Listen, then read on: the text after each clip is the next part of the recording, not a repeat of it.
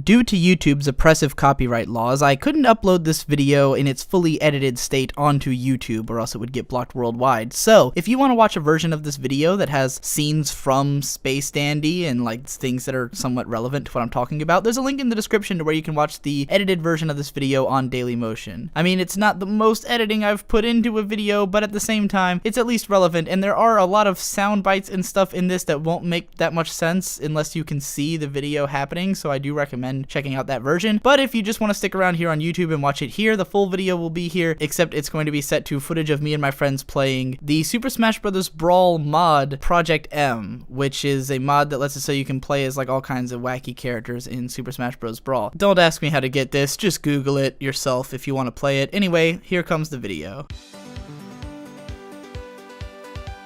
When a sci-fi series in any medium tries to invent all kinds of everyday use technology, it invariably ends up dating itself. A future filled with CRT monitors and giant cell phones is always going to mark itself as pre-flat screens and smartphones, for instance. Space Dandy, however, is atemporal. In its desire to be at once a futuristic sci-fi series, but also a throwback to the style of sci-fi pulp stories from the Space Adventure Cobra days, it elects to throw technology from different eras into a blender and create something that transcends time. Dandy's robot, QT, runs like an old hunky PC with limited battery life, outdated software, and printed out punch cards. Meow uses a smartphone to take pervy pictures of the ladies in the boobies bar that seems to be running on a totally modern Android OS. Dandy's ship can warp through space, but the teleporter is a quote old model that takes about as much time to transfer people from one place to another as a camera did to take pictures in the 1800s. The entire show is an anachronism. It's digitally drawn, but Dandy looks like he walked out of the 70s. Aliens range from looking like menacing planet-burrowing space worms to resembling adorable Pokemon. For that matter, it's aspatial as well, with simultaneous releases in the US and Japan, each with their own dubs, so that it can't be said where the show first aired. It's an anime series which transcends space-time to occupy a totally unique plane of existence.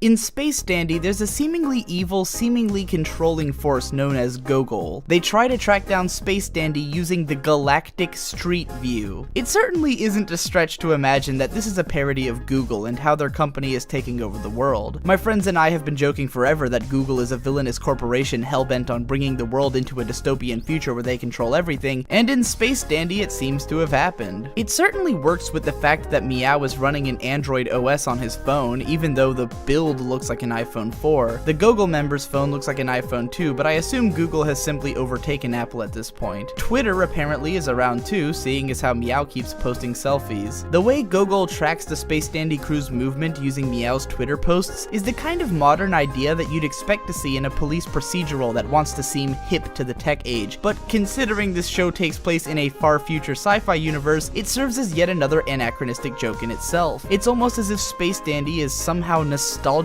for the present. This show contains a ton of short moments of unique key animation, obviously meaning that they've brought in countless key animators and allowed them all to go nuts with their own style. I'm sure some deep diving could get into a detailed who's who, but for now, the action scene in this episode looks almost directly ripped out of Birdie the Mighty Decode, which is one of the shows that Watanabe did a little bit of work on, likely by invitation of Akane Kazuki, whom he'd worked with since their Sunrise days. I won't be surprised if I find the fight animators from that show worked on this one. In each episode of Space Dandy, the evil conglomerate Gogol tries to kill and or capture the titular character. They consider him the most dangerous force in the universe and claim that as long as they can capture him, they can conquer the universe once and for all. Near as we can tell, Space Dandy should have no reason to be so important, given that he's just a loser bounty hunter who goes on random adventures. But when we consider that Space Dandy is also the title of the show itself, it becomes apparent that Gogol's desire to eliminate Space Dandy is actually an allegory. What Space Dandy represents as a series is unrepressed, boundless creativity. It's a production wherein a massive number of creative minds have been given free rein to express themselves on Shinichiro Watanabe's space canvas. In an anime industry that overpoweringly caters to its fanbase, with few original ideas managing to break the mold, Space Dandy is one of the few places where the creators still rule. Gogol's spaceship is a giant Statue of Liberty head with a ball gag in its mouth. It represents represents the repression of free speech, which is exactly what Space Dandy stands for. In the first episode, Space Dandy's crew is killed in an explosion, yet all of them are alive again in the next episode. The timeline of events necessitates that the first episode is indeed the first and not the last in the timeline, as if to show that no matter what, Space Dandy can never truly be killed. Creativity will always live on.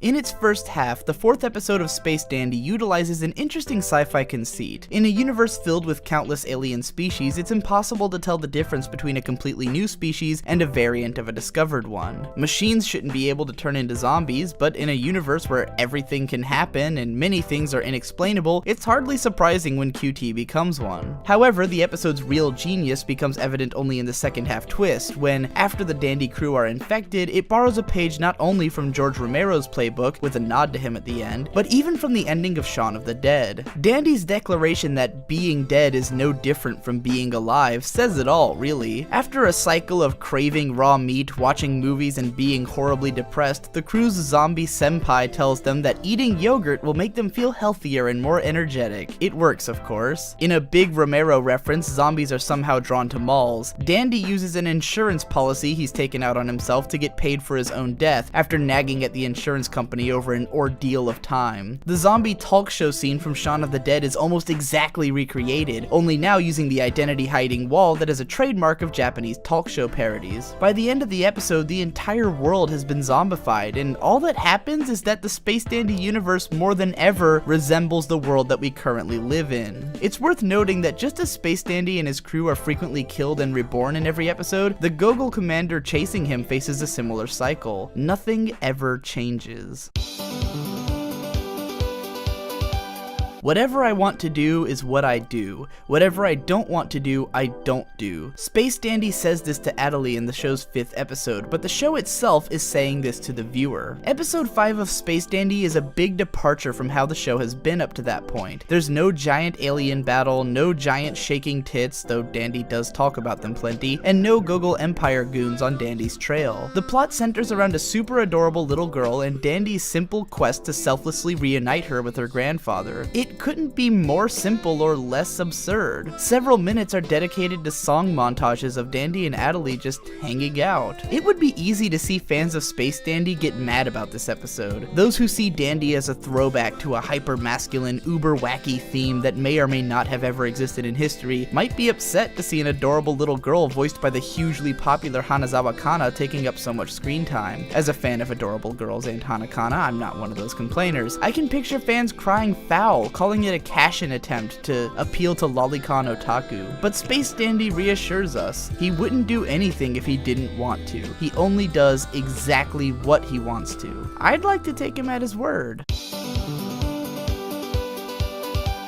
Cartoons tend to be pretty well defined. There's a series bible full of drawings of how the characters should look from every angle, what the core of their personality is like, what the core of the show is like, and all of the important things that have to remain consistent throughout the series. In this regard, Space Dandy is no different. The characters have one look most of the time and only really look different when things get weird. The same goes for the general art style and color palette. Even though Dandy does get weird pretty often, there's a definite sense of what the core of Space Dandy is. It's an amalgamation of comedy and sci-fi tropes and styles, and an experimental fun time for its team of creators. But at the same time, Space Dandy breaks a lot of rules. It doesn't try to always have a point, or have a good narrative structure, or make sense even internally. I always think back to that favorite phrase of college professors: you have to know the rules to break them. At its foundation, Space Dandy is a proper cartoon, yet it also is full with deliberately improper things. In a way, episode 6 has two parts. The beginning and the end are about Dandy's surfboards, while the midsection is an utterly pointless plot about Dandy and Meow failing to convince two warring aliens to find peace. Leading into the mission, Space Dandy remarks that the whole thing is indefinite, isn't it? I don't think Space Dandy is indefinite to the core, but it definitely plays with the idea of being undefined. Was this episode funny? Was it action or comedy or drama? Really, the whole thing was one big excuse for an awesome scene of Space Dandy surfing the explosion of a moon to the perfect music, and that surprisingly feels pretty okay. Nothing in Space Dandy is written with clear enough intentions to be called a deconstruction or anything like that, but the space race in episode 7 is obviously playing with tropes. In countless death race stories, there are a bunch of exuberant characters cheating in their own unique ways or just being and posing. Usually they try to capture the thrill and speed and passion of racing. Redline and Speed Racer are two magnificent examples. Comparatively, Space Dandy only focuses on the silly aspects, putting it more in line with the likes of Wacky Racers. And in a bit of a twist, Dandy himself actually cheats more than any of the others, even ostensibly murdering a lot of the other racers in his desperation to win. His rival, the Prince, is hardly painted any better, resorting to his own cheats to try and beat Dandy. In the end, no one even wins. Space Dandy is warped into an endless wormhole of the highest speed travel in existence and becomes the Buddha or something. I'm not sure if this is a bigger subversion of the racing genre or just the idea of narrative structure in itself.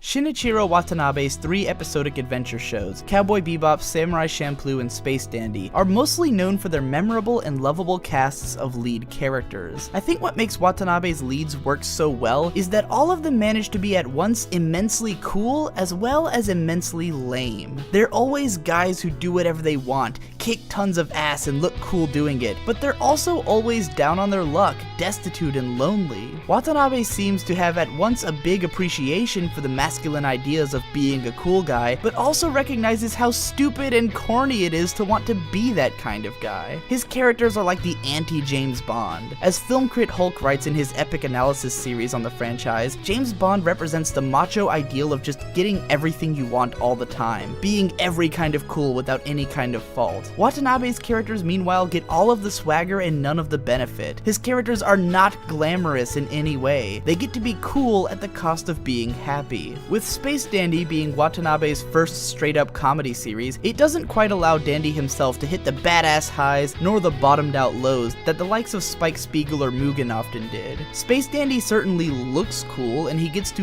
be cool at times, like when he's surfing a planet explosion, but nothing in his life is massively dramatic. He manages to get killed or go hungry a lot, but none of it seems to faze him all that much. That's the funny thing about Space Dandy. Even though he's this ridiculous character in this ridiculous world, he is also stunningly normal. Just look at the things that he cares about or gets invested in. He's at his most serious when he's trying to help a cute little girl reunite with her family, and when he experiences the death of an adorable dog. His biggest concern is getting to spend time in the Boobies restaurant. That's literally the highlight of his life. He goes out to capture aliens and make money just so he can go back to Boobies. He doesn't have any big goals or aspirations, nor does he have any real drama in his life. He's just a normal guy. Space Dandy isn't really heroic, nor is he really bad. He only wins about half the time, and usually just because his opponents are even more lame than he is. By episode 8, the flaming skull-headed leader of the enemy forces turns out to just be some cheapskate boss, and the Gorilla Man chasing Dandy across the universe is constantly undercut by his nerdy sidekick. They lose to Dandy without Dandy even realizing they exist. Everything in Space Dandy's world is at once colorful, amazing, explosions of adventure, and yet also lame, broken, silly, and strange. Even the storylines aren't written to be dramatically gratifying, but instead usually turn out to be something totally different from what the viewer first expects. Yet somehow this is exactly what makes Space Dandy so fun to watch. It's precisely the fact that it's taken all the coolest things in the universe and made them totally normal, lame, and ridiculous, that it manages to hit the viewer in a more relatable and real way.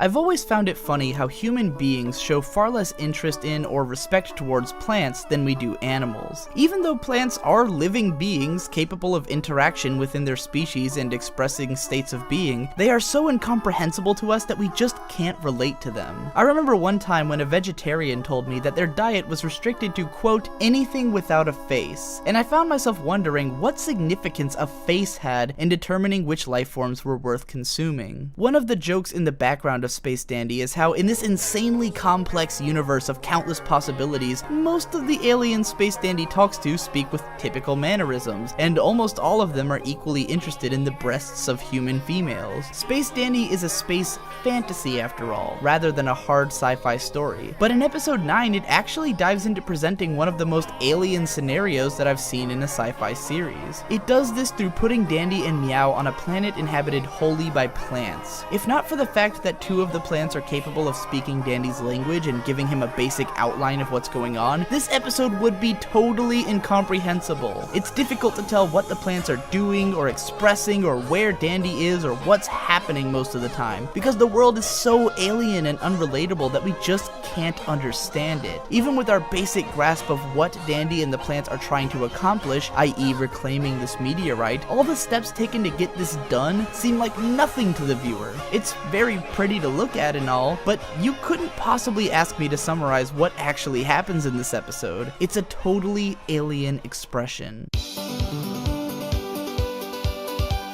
Space Dandy is usually far too broad to really be called a parody, and it doesn't have a ton of direct references, but damn if there weren't a number of them in episode 10. That is definitely a gun cannon with GauGaiGar's head inside of it. That is definitely Galaga. In a really obscure reference, Space Dandy pulling a rocket launcher out from behind his back looks exactly like the insane final scene of Takashi Miike's film Dead or Alive, which kind of blew my mind. There's also a rap about using Yahoo Answers, which slayed me as someone who regularly seems to find answers to random questions there. Anyways, this episode is the most blatant yet about its message. Meow's planet is obviously just modern small-town Japan, and his whole hang-up is over wanting to not stagnate living a normal life in a one-horse town. But as we will have already known before the end of the episode spells it out for us, the Dandy crew really just sit around and do the same old shit anyways. In one scene, Dandy declares that if tomorrow won't come, he'll just have to chase after it. But he's only so desperate to escape this planet so he can go to boobies, which he does all the time. If anything, he's chasing after yesterday. Even though Dandy says to Meow in this episode that the things we don't want are the things that happen, I don't think Space Dandy is a particularly pessimistic show. It recognizes the laziness and lack of ambition of humanity, but it relishes in the minutia of the everyday. It's less about chasing a big goal or trying to do something totally unique and different, and more about appreciating the things that make the everyday an adventure in itself. After all, no matter how ridiculous the scenarios in this show are, the effects that they have on the characters are pretty much the same. This is a show that is always reliving a new version of the same day, and tomorrow never comes.